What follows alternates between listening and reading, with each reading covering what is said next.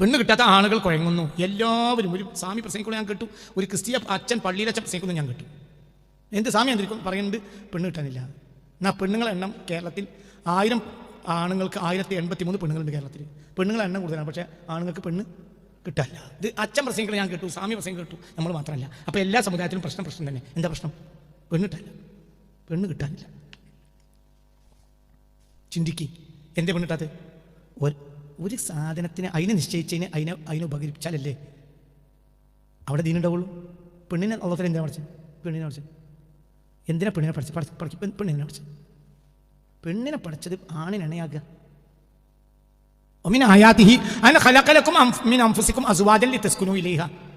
ആണിന് മനസ്സമാധാനം കൊടുക്കുക, നാട്ടിലെ പ്രശ്നങ്ങളെല്ലാം ആണ് തീർക്കുക, ആണിന് മനസ്സമാധാനം പെണ്ണ് കൊടുക്കുക, അത് പിന്നെ പെറ്റ് പ്രസവിക്കുക. ഒരു പുതിയ തലമുറ ഉണ്ട്, ആ തലമുറയെ മാന്യന്മാരായി നിയന്ത്രിക്കുക. അതിന് പെണ്ണ് തയ്യാറില്ല. അപ്പോൾ അവിടെ എന്ത് നഷ്ടപ്പെട്ടു? പറ, മതം നഷ്ടപ്പെട്ടു പോയി. എല്ലാം മുലപ്പാലിൻ്റെ വില എത്രയാണ്? മുജാഹിദി ഫീ സബീലില്ലാ. മുലപ്പാലിൻ്റെ വില എത്ര മനസ്സിലായില്ല? ഒരു തുള്ളി മുലപ്പാലിൻ്റെ വില എത്ര? കദമിൽ മുജാഹിദി ഫീ സബീലില്ലാ. അള്ളാഹുവിൻ്റെ മാർഗത്തിൽ യുദ്ധം ചെയ്യുന്ന യോദ്ധാവ് മരിച്ചു വീഴുമ്പോൾ അവനിൽ നിന്ന് ഒറ്റി വീഴുന്ന രക്തത്തിൻ്റെ വിലയാണ് എന്തിൻ്റെ വില? പറ, എന്തിൻ്റെ വില? മുലപ്പാലിൻ്റെ വില ഒത്തിരി പറഞ്ഞിട്ടില്ല. അതിന് പെണ്ണ് പ്രസവിക്കണം. അപ്പോൾ പെണ്ണിന് യുദ്ധത്തിന് കൊണ്ട് ആവശ്യമില്ല. നാട്ടിലെപ്പോഴും പ്രശ്നം ഉണ്ടാവും, യുദ്ധം ഉണ്ടാവും. നേരായ കാര്യങ്ങൾ നേരായി നടക്കണമെങ്കിൽ യുദ്ധം ഉണ്ടാവേണ്ടി വരും. കാരണം മുട്ടാളന്മാരായ ഒരു കൂട്ടരുണ്ട്, നെഫ്സിനെ തസ്ബിയത്ത് ആക്കാത്തൊരു. എല്ലാവരും നെഫ്സിനെ നന്നാക്കൂല, കുറച്ചാളുകൾ നന്നാക്കും, കുറച്ചാൾ നെഫ്സിനെ ആശാക്കും. അപ്പോൾ പിന്നെ അവരെ നിയന്ത്രിക്കേണ്ടി വരും. എന്തുകൊണ്ട്? യുദ്ധം കൊണ്ട്. ഇന്നത്തെ ആവശ്യമില്ലാത്ത യുദ്ധത്തിനെ പറ്റിയല്ല ഞാൻ പറയുന്നത്. ചിലപ്പോൾ യുദ്ധം ആവശ്യമാകും. എന്തുകൊണ്ട്? എല്ലാവരും നെഫ്സിനെ നന്നാക്കൂല. ഇശി മറ്റവൻ്റെ വീട്ടിലെ അതിലെ മണ്ണ് കൊത്തൂലെങ്കിലും അവൻ കൊത്താണെങ്കിലോ ഒന്ന് ദിവസം അല്ല കുറച്ചൊക്കെ ചോദിച്ചു പോയി, പിന്നെ എന്നാ ചെയ്തു കുത്തിക്കാന്ന് പറയേണ്ടി വരും. അല്ലെങ്കിൽ എനിക്ക് കാണാനാണ്, ഒന്ന് കുത്താൻ കാണാൻ. ഇല്ലെങ്കിലോ എൻ്റെ കുട്ടിക്ക് 10 സെൻറ്റ് 4 സെൻറ്റ് ഉണ്ടാവില്ല. ഏത് കാലത്തും മനുഷ്യൻ്റെ നെഫ്സിനെ ശുദ്ധീകരിക്കാത്ത ആളുകളുള്ള കാലത്തോളം യുദ്ധം ഉണ്ടാവും. അപ്പോൾ യോദ്ധാക്കളോ കുറച്ച് ആളുകൾ മരിക്കാൻ തയ്യാറാണ്ടി വരും. ആ മരിക്കാൻ തയ്യാറായ ജനം യുദ്ധക്കളത്തിൽ വെച്ച് മരിക്കുമ്പോൾ അവരുടെ രക്തത്തിൻ്റെ തുള്ളിക്ക് വിലയാണ് എന്തിന്? ഒരു മുലപ്പാൽ, കുട്ടിയുടെ വായിലേക്ക് ഉമ്മ വെച്ച് കൊടുക്കുന്ന മുലപ്പാലിൻ്റെ വില അതാണെന്ന് ഹബീബായ മുഹമ്മദ് മുസ്തഫ. വില അതാണ്. അതിന് പെണ്ണുങ്ങളെ കെട്ടിക്കണ്ടേ? പെണ്ണുങ്ങൾക്ക് യുദ്ധത്തിനൊന്നും പോകണ്ട. പെണ്ണുങ്ങളെ പണി എന്താണ്? ഭർത്താവിനെ വഴിപ്പെടുക. അവൾക്ക് ആവശ്യമുള്ള വിദ്യാഭ്യാസം നേടിക്കോട്ടെ, പക്ഷെ ഭർത്താവിനെ വഴിപ്പെടണം. അപ്പോൾ ഇന്ന് പെണ്ണുങ്ങൾ കൂടുതലുണ്ട്, പക്ഷെ കല്യാണം കഴിക്കാനില്ല. എന്തുകൊണ്ട്? നിയന്ത്രണം നഷ്ടപ്പെട്ടു. പെണ്ണിൻ്റെ മേലിൽ ഇന്ന് സമൂഹത്തിന് എന്തില്ല എന്നറിയില്ല. എല്ലാവരും മൂടക്കുപ്പായിട്ടാണ് കമ്മി നടക്കുന്നുണ്ട്, പക്ഷെ ദീനില്ല. അല്ല, നിങ്ങൾ പറയും ഇതൊക്കെ തന്നെയല്ലേ? ഇന്നലെ വേദത്തെ അവസ്ഥ അങ്ങനെയല്ലല്ലോ. അപ്പോൾ അതിൻ്റെ പിന്നെ കാലം മുതൽ കുട്ടികളെ അവനോട് കൂടെ പേടിയാ. ആർക്ക്? പെൺകുട്ടികളെ ആപ്പാർക്ക് കെട്ടിക്കണല്ലോ പഠിച്ചോനെ. ഇപ്പം ആൺകുട്ടികൾ വളരുമ്പോഴാണ് പേടി. സത്യം. എന്നോട് ഒരുത്തൻ കാറ് സ്റ്റെയറിംഗ് കമന്ന് പെണ്ണില്ലേ? പെണ്ണല്ലാതെ ഒന്നും നാട്ടിലില്ല. പുറത്തിറങ്ങിയാൽ കാറിൻ്റെ ഡ്രൈവറും വരും പെണ്ണ. മോട്ടോർ സൈക്കിൾ നട്ടപ്പാതിരൊക്കെ മോട്ടോർ സൈക്കിൾ സൈഡാക്കിയിട്ട് ഫോൺ ചെയ്യുന്ന പെണ്ണുങ്ങൾ ഞാൻ കണ്ടിട്ടുണ്ട്. ഈ ആഴ്ച കണ്ടിട്ടുണ്ട്. നട്ടപ്പാതിരക്ക് 10 മണി 10 മണിയൊക്കെ ഒരു റോഡ് സൈഡാക്കിയിട്ട് പെണ്ണുങ്ങൾ മോട്ടോർ സൈക്കിൾ ഫോൺ ചെയ്യാം. എന്നോടൊരു കൂട്ടുകാർ പറഞ്ഞു, എന്ത്, ഞങ്ങൾ പിന്നെ ചെറിയ 800-ൽ ഞങ്ങൾ പെട്രോൾ പമ്പിൽ എണ്ണടിക്കാൻ വേണ്ടി നിൽക്കുമ്പോൾ ഒരു പെണ്ണിന് വന്നു. ഓട് വന്നത് മറ്റേ ഇതിലാണ് പറയാം. ഓട് വന്നത് മറ്റേ മറ്റേ പടപടം വല്ല പഠിപ്പിക്കുന്ന ഒരു വണ്ടിയില്ലേ, ബുള്ളറ്റിൽ വന്നിട്ട് ഓളെ നിർത്തിയിട്ട് ഓളെ എണ്ണടിക്കുക. അപ്പോൾ ഞങ്ങൾ തന്നെ ചൂളിപ്പോയി. ഞങ്ങൾ 3-4 ആണുങ്ങൾ കാറിൽ ഓള് കാണണ്ട വിചാരിച്ചു. ഓള് ബുള്ളറ്റിൽ വന്നിട്ട് കണ്ട് എണ്ണടിക്കാൻ നിർത്തിയപ്പോൾ നമ്മൾ ഈ പഴയ കാലത്തൊക്കെ കൈനറ്റിക്ക് കൊണ്ടായിരുന്നൊരു വണ്ടി ഉണ്ടായിരുന്നു അല്ലേ, അങ്ങനെയല്ലേ പറയാം. അതിലൊക്കെ പെണ്ണുങ്ങൾ ആരും കാണാതെ അങ്ങോട്ട് ചൂളിപ്പോയി. ഇപ്പം പെട്രോൾ പമ്പിൽ ആരാണ് മാനം കിടന്നത്? ആണുങ്ങൾ. അതിനൊക്കെ പെണ്ണുണ്ട്, കെട്ടിക്കാൻ പെണ്ണില്ല, ആണിന് കെട്ടാൻ പെണ്ണില്ല. എന്തേ? പെണ്ണിൻ്റെ മേൽ സമൂഹത്തിനുള്ള നിയന്ത്രണം നഷ്ടപ്പെട്ടു. നമ്മളെ കാക്കട്ടെ. ഇതൊക്കെ പറ്റി മസാജ് ആണല്ലോ, പല്ല് വലുതായിട്ടുണ്ട്. പെണ്ണിനെ തിരിക്കാൻ ആളില്ല. ഇനി കുറേ ഫെമിനിസ്റ്റുകൾ എനിക്കെതിരെ തിരിയണ്ട.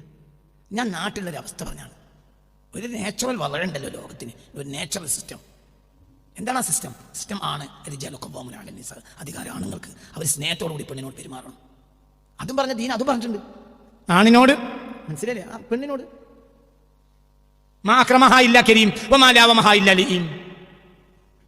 മാന്യനല്ലാതെ പെണ്ണിനോട് മാന്യത പുലർത്തുകയില്ല. അപ്പൊ പെണ്ണിനോട് മാന്യത പുലർത്തണമെന്ന് ഈ ദീൻ പഠിപ്പിച്ചിട്ടുണ്ട്. പെണ്ണിനോട് പേടിക്കണ്ട. മാന്യത അല്ലെങ്കിൽ ഉത്തരവാദിത്തപ്പെട്ടവരോട് പറഞ്ഞാൽ മതി, മാന്യത വാങ്ങിക്കൊടുക്കും. ഇല്ലെങ്കിൽ മാന്യതയുള്ള ആൺകുട്ടികൾ വേറെ ഇവിടെ ഉണ്ട്. ഏതോ ഒരുത്തിന് മാന്യത അല്ല എങ്കിൽ അതിവിടെ മാന്യത ഉള്ളവരില്ലേ? അതിനോട് നിയന്ത്രിക്കാൻ ജനതയില്ലേ? രിജാലുണ്ടല്ലോ ഇവിടെ. ഓളെ കുടുംബത്തിൽ ആണുങ്ങളുണ്ട്, മറ്റോടെ കുടുംബത്തിൽ ആണുങ്ങളില്ലേ, ആണുങ്ങൾ വർത്തമാനം വന്ന് തീർക്കും, അല്ലെങ്കിൽ അടിച്ചിലേയും തീർക്കും. എൻ്റെ പെങ്ങളെ മേലെ കയ്യൊന്തി കഴിച്ചാരാ, നിങ്ങൾ മൂത്താപ്പാനും മക്കളെങ്കിലും ഉണ്ടാവും. ഞങ്ങളൊക്കെ അങ്ങനെ മൂത്താപ്പാനും എളാപ്പാനും ആളാണ്, ഒക്കെ ആങ്ങളല്ലാന്ന് എഴുതിച്ചാൽ അങ്ങനെ കുതിര വിടൊന്നും വേണ്ട.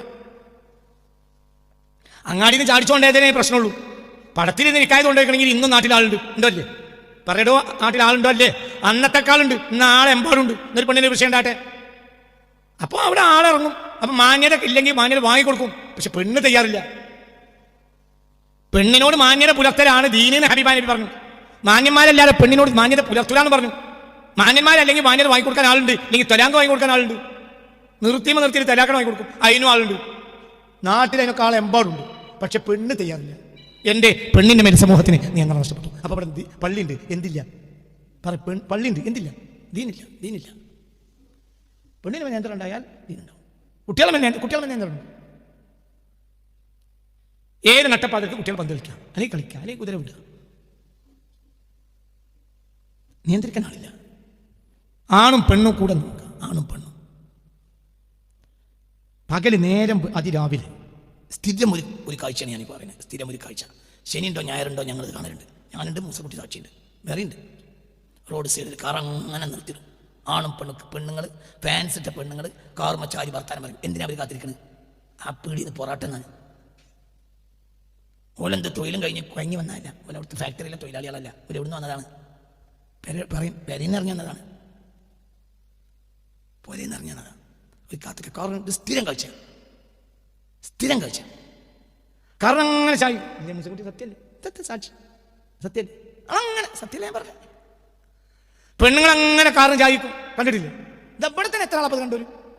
ഇവിടെ താഴെ റോട്ടുമേ കാർ ഇങ്ങനെ സ്ഥലത്തായിട്ട് ഇങ്ങനെ ചെങ്ങല പോലെ കാർ അങ്ങനെ കാർ പാർക്ക് ചെയ്യാൻ വേണ്ടി സ്ഥലമല്ലേ അറിയും. അവർക്ക് തന്നെ പാർക്കിംഗ് സ്ഥലമുണ്ട്. അവിടെ നിറഞ്ഞിട്ടാണ് റോട്ട് മക്ക് തരുന്നത്. ഇതാണ് പെണ്ണിൻ്റെ ആവശ്യം. ഇതാണ് പെണ്ണിൻ്റെ വളവ്. ഇതിനെ പെണ്ണിൻ്റെ വളവ്. എല്ലാ മതത്തിലും സുബഹിക്ക് ഇപ്പോൾ ഉദാഹരണം, മുസ്ലിം ആണെങ്കിൽ എന്ത് ചെയ്യും? സുബഹി നിസ്കരിക്കുന്നതിന് മുമ്പ് ഒരു ചൂടുവെള്ളം എന്തെങ്കിലും ഉണ്ടാക്കിയിട്ട് ഭർത്താവിന് കൊടുത്തിട്ട് അത് വാങ്ങി കുടിച്ചിട്ടാണ് അയാൾ പള്ളിയൊക്കെ പോകും. തിരിച്ചു വരുമ്പോൾ ഭക്ഷണം പെണ്ണ് വരെ നിസ്കരിക്കും. ഇല്ലേ? അങ്ങനെ തന്നെയല്ലേ നമ്മൾ എല്ലാ വീട്ടിലും. ഹിന്ദുക്കളാണെങ്കിൽ അന്ന് സമുദായക്കാരാണെങ്കിൽ ബെഡ് കോഫി എന്നൊരു വാക്കനാണ്. ഭാര്യ ബെഡ് കോഫി കൊണ്ട് വന്നു. അപ്പോൾ ബെഡിൽ ഇവൻ കിടക്കുമ്പോൾ കോഫി കൊണ്ട് ആര് വന്നു? ഭാര്യ. ഇത് എല്ലാ മതത്തിലുള്ള വളരെ അങ്ങനെ. പിന്നെ ഒരു ഭക്ഷണം ഉണ്ടാക്കി ആ ഭക്ഷണം കൂടെ കഴിച്ചു. പുറത്തുനിന്ന് ഭക്ഷണം കഴിക്കാൻ കേൾക്കുന്ന പെണ്ണുങ്ങൾക്ക് ഇഷ്ടമില്ലാത്ത ഒരു കാലം കഴിഞ്ഞു വെച്ചിട്ട് അതിനാവില്ല. പെണ്ണ് ഹോട്ടലിൽ പോയാണ്ട് ഭക്ഷണം കഴിക്കില്ല. പിന്നെ വല്ല യാത്രയും ആയിരിക്കണം. അപ്പോൾ ഉള്ളിലെ മുറിയിലൊരു പെണ്ണിനെ നിങ്ങൾക്ക് മാത്രം എടുക്കാൻ വേണ്ടിയിട്ട് അങ്ങനെ കബോർഡ് വെച്ച് കെട്ടി മുറി ഉണ്ടാക്കും. പെണ്ണുങ്ങളെയും കൂടിയാണ്. ആണോ അല്ലേ? അല്ല, ഇന്നിപ്പോൾ അങ്ങനെയല്ല. ഇന്നിപ്പോൾ പെണ്ണ് തിന്നാൻ വേണ്ടി റോട്ടിൽമേ കാറിന് ചാരിക്കുക. ഒലനെ കാർ വിട്ടു. അപ്പം ഒലനെ കാർ വിട്ട് വരികയാണ്. അപ്പോൾ ഇതിനർത്ഥം എന്താ? പെണ്ണിൻ്റെ മേൽ സമൂഹത്തിന് എന്തില്ല? നിയന്ത്രണമില്ലാത്ത കൊണ്ട് ആ സൊസൈറ്റിയിൽ എന്തില്ല? ദീനില്ല. തന്നെ മസാജിദ് ആമിറ AC വെച്ച പള്ളിയുണ്ട്, ദീനില്ല.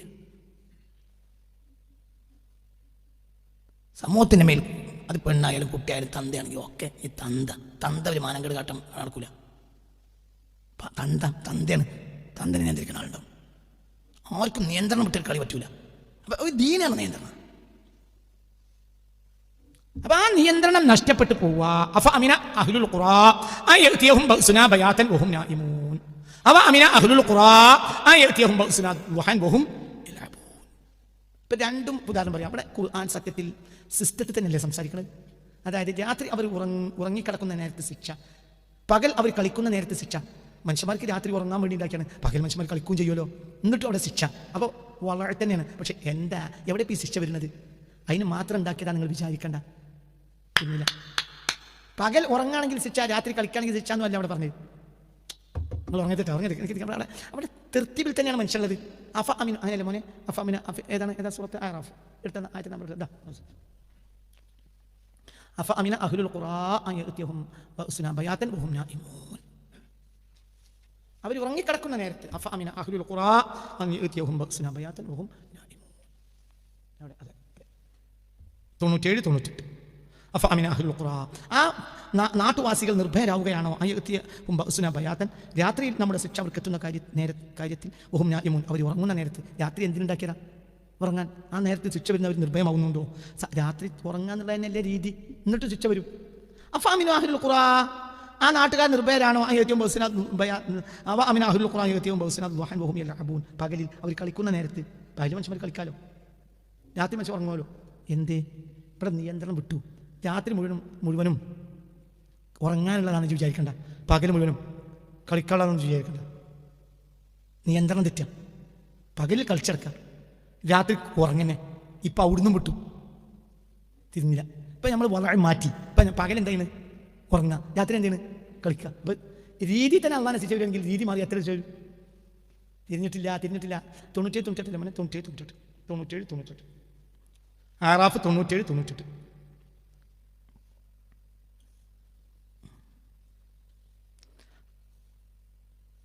അഫഅമിനു മക്റല്ലാഹ്, അള്ളാഹിന്റെ ശിക്ഷയെ നിങ്ങൾ നിർഭയനാകുന്നുവോ? ഫലാ യഅ്മനു മക്റല്ലാഹി ഇല്ലൽ ഖൗമുൽ ഖാസിറൂൻ, പരാജിത ജനതയല്ലാതെ അള്ളാഹിന്റെ ശിക്ഷയെ നിർഭയമായി കഴിയുകയില്ല. 97 ആറാഫ് 97. അപ്പോൾ നിങ്ങൾ ചിന്തിക്കുക, പകലിൽ രാത്രി പരിധി വിട്ടുറങ്ങുന്ന നേരത്ത്, രാത്രി എന്തിനു മാത്രമല്ല ഉള്ളത്? ഉറങ്ങാനല്ല, കുറച്ചേരെങ്കിലും വേണ്ടിയിട്ട് എന്ത് ചെയ്യണം? അള്ളാഹോട് പറയണം, അള്ളാഹ് മാപ്പാക്കണം. കുറച്ചാളുകളെങ്കിലും പറയണവരില്ലെങ്കിൽ അള്ളാഹുവിനെ ശിക്ഷ ഇറങ്ങും. ആ ഗ്രാമവാസികൾ അടച്ച് ഉറങ്ങണം. അള്ളാഹിനോട് പറയാൻ ആ നാട്ടിൽ ആളില്ല. ശിച്ചിറങ്ങാം. അള്ളാഹു കാക്കട്ടെ. മുസ്ലിമീങ്ങൾക്ക് അള്ളാഹു സുബ്ഹാനഹു വ തആല ചെയ്ത ഒരു കാര്യം, മുസ്ലിമീങ്ങൾ എന്ന നിയന്ത്രണം. എന്തിന് നിയന്ത്രണം? ഇന്ന് നമ്മുടെ നാട്ടിൽ അധികരിച്ചുകൊണ്ടിരിക്കുന്ന ഈ പെണ്ണുങ്ങളുടെ ഈ മാർക്കറ്റിലെ ആധിക്യം, ഈ രാവും പകലില്ലാത്ത ഈ വണ്ടി ഓടിക്കൽ, രാവും പകലില്ലാതെ ആണും പെണ്ണോ അല്ലെങ്കിൽ പെണ്ണുങ്ങളോ അല്ലെങ്കിൽ ആണുങ്ങളും പെണ്ണുങ്ങളും മാർക്കറ്റിലേക്ക് പോകൽ, നട്ടപ്പാതിരക്ക് വരെ ഭക്ഷണം കഴിക്കാൻ പോകൽ, തറാവീഹ് കഴിഞ്ഞിട്ടുള്ള ഈ കഴിഞ്ഞാട്ടം, ഇതെല്ലാം ഒരു ജനതയുടെ നിയന്ത്രണം നഷ്ടപ്പെട്ടു എന്നതിൻ്റെ അടയാളങ്ങൾ മാത്രമാണ്. ഇത് അടയാളങ്ങളാണ്, നിയന്ത്രണം അല്ലാതെ അടയാളങ്ങൾ ഇതിനെ മനസ്സിലാക്കുന്നത്.